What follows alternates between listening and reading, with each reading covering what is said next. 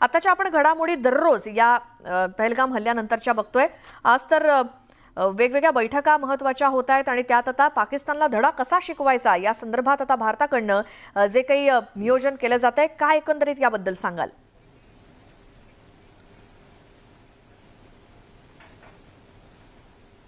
आपल्याला गेले 22 तारखेपासून जवळजवळ एक भारत खवळून उठलेले आहे।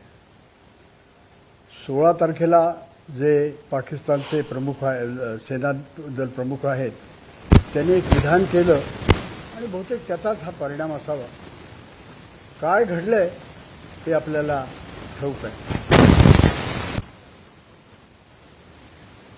पंतप्रधानांनी अत्यंत विचारपूर्वक उमदा विधान केलेलं आहे की हे जे दहशतवादी आहेत प्रत्येकाला शोधून काढू आणि त्यांची काय जी छोटी जमीनवर राहिली असेल ती आम्ही त्याचा उद्ध्वस्त करू।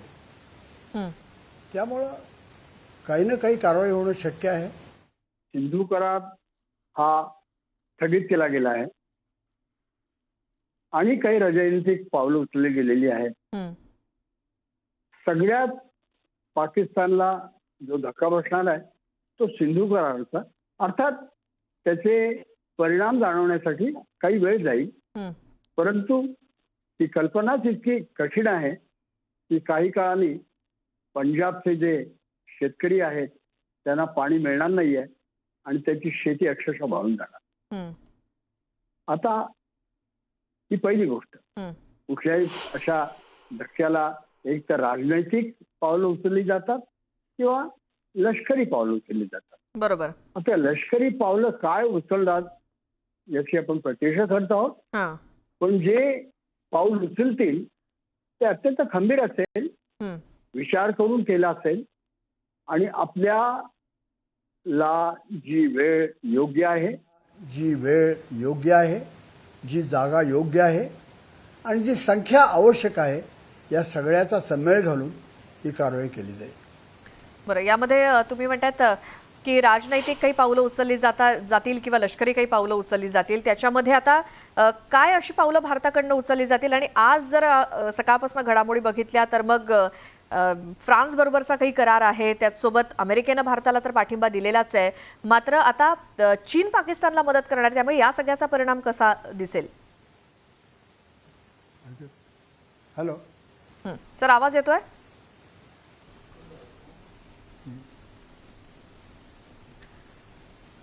निवृत्त मेजर जनरल शशिकांत पित्रे सर आपल्यासोबत सध्या आहेत आणि या पहलगाम हल्ल्यानंतर भारतानं काही घेतलेली कठोर पावलं, त्याचे नेमके काय परिणाम पाकिस्तानवरती होणार आणि एकूणच जसं शशिकांत पित्रे सरांनी सांगितलं की काही लष्करी पावलं भारताकडनं उचलली जातील पाकिस्तानला धडा शिकवण्यासाठी, त्याचसोबत काही राजनैतिक पावलं सुद्धा उचलली जातील, त्यामुळे नेमकं भारताकडनं काय काय केलं जातं हे आता बघावं लागणार आहे। मात्र त्यासाठीची जोरदार तयारी सुरू आहे का, त्याच अनुषंगानं काही घडामोडी आपल्याला रोजच्या रोज बघायला मिळत आहेत का, हे देखील एक विचार करण्यासारखी गोष्ट आहे। कारण दिल्लीमध्ये खूप मोठ्या घडामोडी रोज घडत आहेत। काही वरिष्ठ अधिकाऱ्यांच्या, पंतप्रधानांच्या, केंद्रीय संरक्षण मंत्र्यांच्या बैठका होत आहेत, त्याचसोबत 26 राफेल विमानांच्या खरेदीसाठी 63,000 कोटींचा करार भारत आणि फ्रान्स यांच्यामध्ये होतोय। तर या सगळ्याचा परिणाम किंवा फायदा कसा नेमका भारताला होईल आणि त्या दृष्टीनेच ही सगळी तयारी आहे का पाकिस्तानला धडा शिकवण्यासाठीची, या संदर्भात आपण बोलतोय। पुन्हा जाऊयात निवृत्त मेजर जनरल शशिकांत पित्रे सर यांच्याकडे। तर सर, ही जी काही तयारी आपण दररोज बघतोय, मोठमोठ्या बैठका वरिष्ठ पातळीवरती सुरू आहेत, दुसरीकडे भारत फ्रान्स करार असेल, राफेल विमानं आणखी घेण्याची जी तयारी आहे ती एक प्रकारे पाकिस्तानला धडा शिकवण्यासाठीची ही सगळी पूर्वतयारी म्हणायची का? हे पहा, राफेल विमानं जी आहेत याचा करार आधीच घडलेला आहे। आपण त्याकरता एकदम त्याची मोठी केवळ ह्याच्याशी त्याला त्याचा संबंध घडवणं अयोग्य आहे। आपण जेव्हा विक्रमादित्य आणि दुसरं आपलं विमानवाहू जहाजही दोन्ही घेतली, त्यांच्यावर विमानं मुख्य म्हणजे विक्रमादित्यावर होती, पण नवीन आपण जे विक्रांत तयार आपल्यात आलेला आहे त्याच्यात साजेची विमानं त्याच्यावर नव्हती आणि ते सगळा विचार करून रफेलची विमानं आपण घेणार आहोत. त्याच्यात 26 विमानं घेणार आहोत. त्याच्यातली 22 ही सिंगल सीटर आहे आणि 4 डबल सीटर विमानं ही ट्रेनिंग करता असतात. तेव्हा ही पहिल्यांदाच ठरलेलं आहे. ही बातमी पूर्वीची आहे. आता तो त्याच्यासाठी मंजुरी मिळालेली आहे.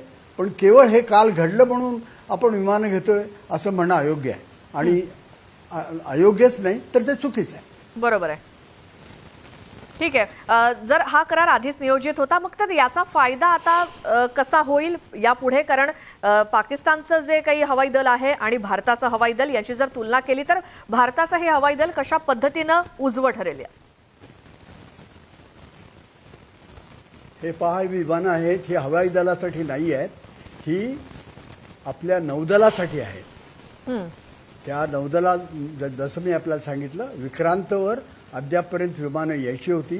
ती विमानं आहेत आणि ती आल्यावर विक्रांतची जी शक्ती आहे त्याच्यात प्रचंड फरक पडणार आहे. किंबहुना कुठलंही विमानवाहू जहाज ज्याला एअरक्राफ्ट कॅरियर म्हणतात त्याच्यावर जोपर्यंत विमानं नाही आहेत तो ते विमानवाहू जहाज होईल कसं? बरोबर. आता ती विमानं आलेली आहेत म्हणजे विक्रांतला एक संपूर्णत्व आलेला आहे. हवाई दलाची गोष्ट वेगळी आहे. त्याच्यात आपल्याला 36 रफेल आधीच आलेली काही कमतरता आहेत आणि त्या हळूहळू त्या बघितल्या जातात. बिलकुल. अगदी क्लिअर झाला हा पॉइंट. नेमकी कशासाठी हा करार आहे आणि कशा पद्धतीनं ही विमानं वापरली जाणार आहेत. बरं, या सगळ्या संपूर्ण पहलगामचा जर हल्ल्याचा जर विचार केला तर ज्या पद्धतीनं या दहशतवाद्यांनी धर्म विचारून गोळीबार केला आणि त्या संदर्भात सुद्धा आता वेगवेगळी वक्तव्य येत आहेत काही राजकारण्यांकडनं किंवा काय, तर त्या संदर्भात धर्म विचारून गोळी मारणं या मागे त्यांचा काय विचार असू शकतो याबद्दल तुम्हाला काय वाटतंय? याबद्दल मी जास्त चर्चा करू इच्छित नाहीये.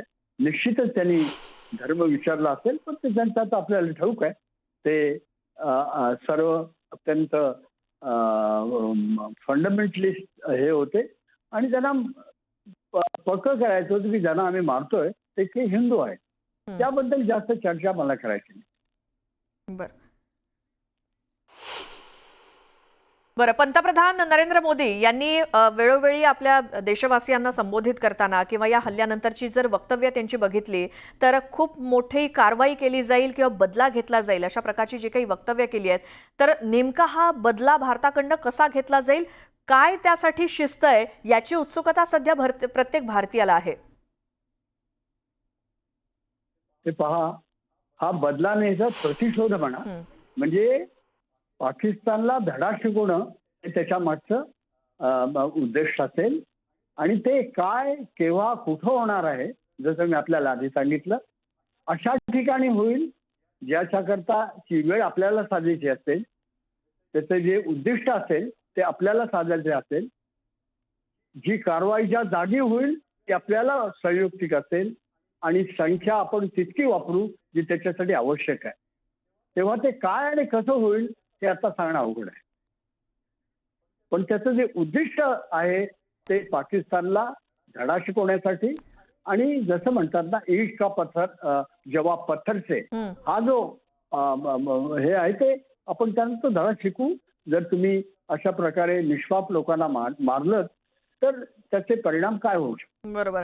आता पाकिस्तानच्या काही अधिकाऱ्यांकडनं काही मंत्र्यांकडनं सुद्धा काही वक्तव्य येत आहेत आणि भारताला सुद्धा थेट धमकी दिली जाते आणि तीही अणुबॉम्बची धमकी दिली गेली. आम्ही अण्वस्त्र वापरू आणि असं करू तसं करू, काही अणुबॉम्बची नावं सुद्धा त्यांनी 2-4 सांगितली होती. तर याकडे तुम्ही कसं पाहताय?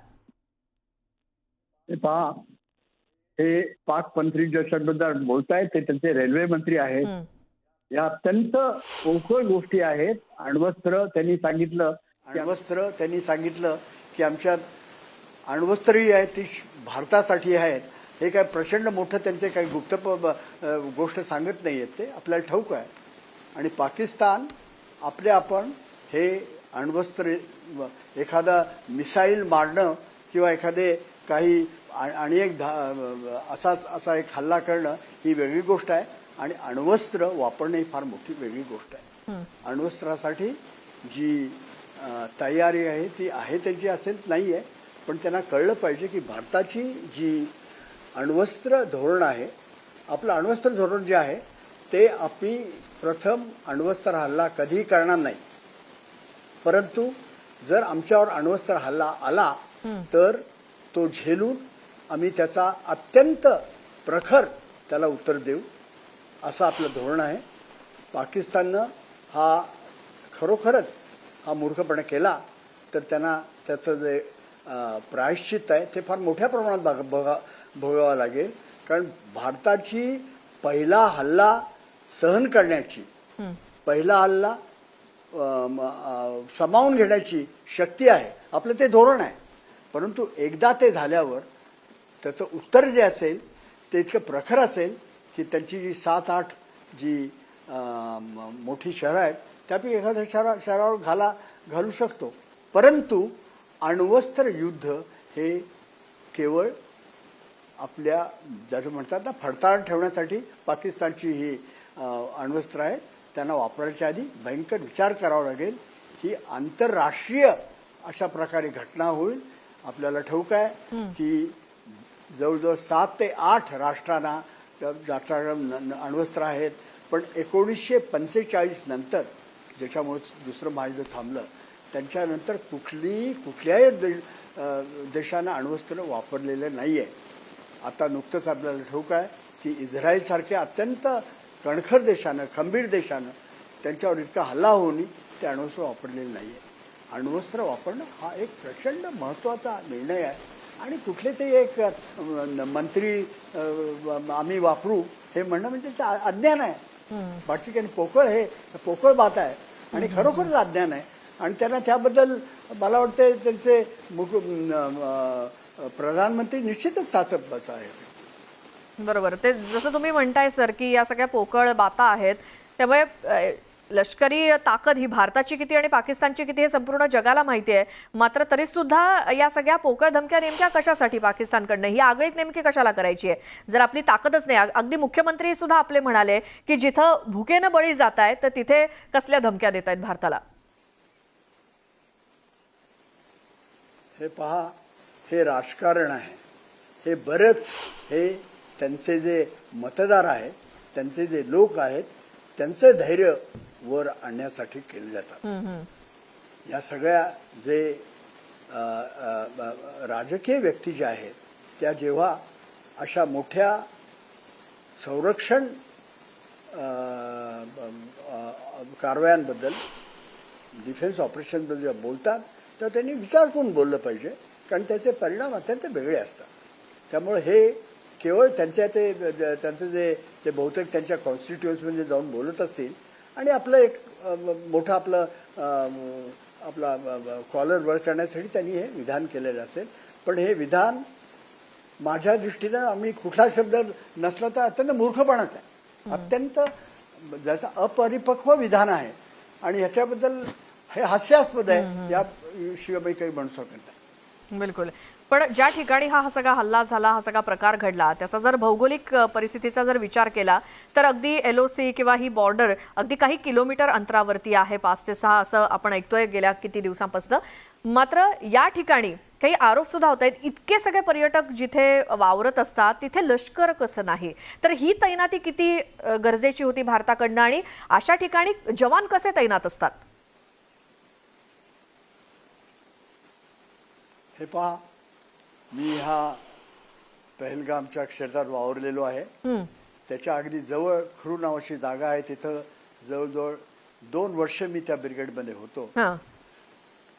हे निश्चितच आहे की याच्यात इंटेलिजन्सचं फेल्युअर आहे. प्रत्येक ठिकाणी ठिकठिकाणी माणूस ठेवणं अवघड आहे. हे बैतरणी जे आहे ते अत्यंत जंगल आहे. तिथं जाण्यासाठी केवळ एक म्यूल म्हणजे खेचरांची वाट आहे किंवा पैदल जावं लागतं आणि अत्यंत अंधार संपूर्ण असतो. तर इथं हे त्यांना नेलं गेलेलं आहे त्यांना दाखवण्यासाठी. आता बैतरणी कुराणा साधं पहलगाम त्याच्या जवळ जे 6 किलोमीटरवर आहे ते खरी जागा आहे. तिथे त्या लोकांना नेण्याचं काही कारण नव्हतं, पण काश्मीरमध्ये ते एक नंदनवन असल्यामुळं कुठेही गेला तरी तुम्हाला एक सुंदर नैसर्गिक सौंदर्य पाहायला मिळतं. तर त्यांना तिथं कदाचित नेलं गेलं हे प्रश्नच नाहीये. परंतु मी पुन्हा सांगतो की कोण कुठं जातंय आणि काय करणार आहे हे इंटेलिजन्स जे असते, आपली इंटेलिजन्सची संस्था असते, त्या वेगवेगळ्या त्यांचे एजंट असले पाहिजेत आणि काय होणार आहे याची त्यांनी बरोबर त्यांनी त्याचा अंदाज लावला पाहिजे. हे चुकलेलं आहे. आता तुम्ही म्हटलं की प्रत्येक ठिकाणी जर सैनिक पेरले जातील हे अवघड आहे. आपलं इतकं सैन्य कुठल्याही देशाचं इतकं सैन्य नसतं. परंतु ते तिथं गेले कसे आणि जाणार होते तर ते का कळलं नाही, आणि कळलं असतं तर आपले सैनिक तिथे पोहोचले असते. त्याच्याजवळ एक राष्ट्रीय रायफलचं एक 60 किलोमीटरवर त्यांचे पोस्ट आहे. त्यामुळे मला असं म्हणायचं नाही की चूक नाहीये. निश्चितच हे कसं घडलं याबद्दल आता हे होईल, पण ही वेळ नाहीये ते चेक करायची. बरं, आतापर्यंत एनआयएनं जो तपास केलेला आहे त्यामध्ये पाकिस्तानची म्हणजे दहशतवादाला खतपाणी घालण्याची जी काही प्रवृत्ती आहे ती या पहलगाम हल्ल्यानंतर पुन्हा एकदा अधोरेखित झाली आहे. त्यामुळे पुन्हा एकदा संशयाची सुई ही पाकिस्तानकडेच आहे आणि हे आता संपूर्ण जगभर झालेलं आहे. त्यामुळे पुन्हा एकदा सिद्ध झालंय की दहशतवादाला कोण खतपाणी घालतंय. प्रश्नच नाही. हे जे आता पाकिस्तानमधनं आपले विधान ऐकतोय तो शहीद अफरीन सांगितले की, आणि त्यांचे एक मिनिस्टरही म्हणले सिनेटचे की हे भारताच्या सैन्याने केलं आहे. अशी विधानं मूर्खपणा आहे. शक्य आहे का की भारत आपल्या स्वतःच्या जे पर्यटक आहेत त्यांना मारेल? शक्य आहे का? आपण आज काश्मीरची परिस्थिती सुधारण्यासाठी तिथं पर्यटक पाठवतोय. यावर्षी म्हणजे 24-25 मध्ये जवळजवळ 3,25,00,000 पर्यटक तर येऊन गेलेले आहेत. त्यामुळं आपल्या काश्मीरची आणि जम्मू काश्मीरची आर्थिक परिस्थिती सुधारलेली आहे. तिथे लोक अत्यंत सुखी आहेत. हे असं आपण हातानं याच्यावर असं कुऱ्हाड मारू का? ते सगळीच विधानं आहे, मूर्खपणा, प्रश्नच नाहीये. तर पाकिस्तानचा आता काय आहे की ही घोडचूक घडलेली आहे आणि आता त्यांना ते निस्तरावं लागणार आहे. आणि याच्या मागं त्यांचे चीफ ऑफ आर्मी स्टाफ जे आहेत ते निश्चितच याच्या मागं आहेत. आणि हे जे सगळं शिजलेलं आहे ते त्यांच्या माहितीत शिजलेलं आहे. याच्यात काहीच प्रश्न नाहीये, काही संशय नाहीये. सर, आपण सोशल मीडियावरती दररोज बघतो काय कारण असतील काही नाही याच्यावरती विचार केला जातो, काही माहिती आपल्या समोर येते. त्यामध्ये म्हणजे पाकिस्तानच्या एक प्रकारे डोळ्यात खुपलं की काश्मीरमध्ये वाढलेलं पर्यटन, वाढलेला व्यवसाय हे बघून ते डोळ्यात खुपलं आणि म्हणून हा सगळा प्रकार घडला आणि म्हणून काय त्यांच्या मनासारखं झालं, सगळं ठप्प झालं. अगदी खरं आहे हे तुम्ही म्हणताय ते 16 आणे खरं आहे. गेले जवळजवळ 5 वर्ष तुम्हाला ठाऊक आहे की 2019 मध्ये आपण बालाकोटवर हल्ला केला. त्यानंतर जवळजवळ 4 ते 5 वर्ष छोटे छोटे घटना घडलेल्या आहेत, पण मोठी अशी घटना घडलेली नाहीये. 2019 मध्ये जेव्हा आपण 370 कलम आणि 35A कलम रद्द केलं त्यानंतर काश्मीरमध्ये प्रचंड फरक घडून आलेला आहे. आणि काश्मीरमध्ये विकासाची पावलं, लोक खुश आहेत. तुम्हाला ठाऊक आहे की सर्वत्र सगळं चांगलं चाललंय. ज्या लाल चौकामध्ये आम्ही जायला ज्या लाल चौकात जायला आम्हाला अवघड बरोबर 5 शिपाई घेऊन जायला लागायचे, तिथं आता लाल चौकात लोक फिरतायत. हे सगळे जे आहे हे पाकिस्तानच्या सैन्याच्या डोळ्यात खुपणार आहे याबद्दल प्रश्न नाही. आणि असं ते खुपूनच झालेलं आहे. आणि त्याचं संपूर्ण हे जे आहे ते त्यांचे सेनाप्रमुखांनी जे 16 एप्रिलला भाषण केलं त्याच्यातून प्रकट झालेलं आहे. आणि लगेचच 4 दिवसांनी हा हल्ला झाला. बिलकुल. शशिकांत पित्रे सर, खूप धन्यवाद.